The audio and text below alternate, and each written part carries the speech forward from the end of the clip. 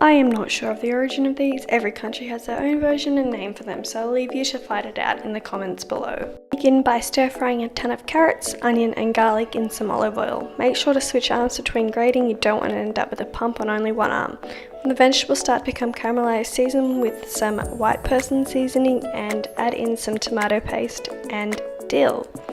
You can chop this up finely if you're not a lazy son of a. Mix all together until you get this beautiful red colour. Remove half the veggie mix and then add to the remaining veggie mix some pork and rice. Use your hands to really get in there and mix everything together. Strip that cabbage. To make the cabbage easily peelable, place in the freezer the night before and thaw before ready to use. If you're a dumbass and forgot to do that, you can remove the core and boil until soft.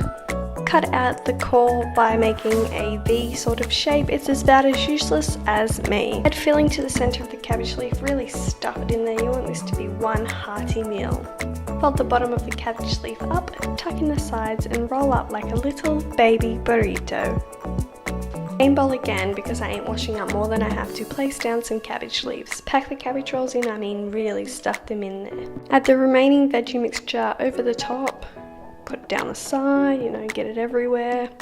Add in some tomato sauce, followed by a smidge of water.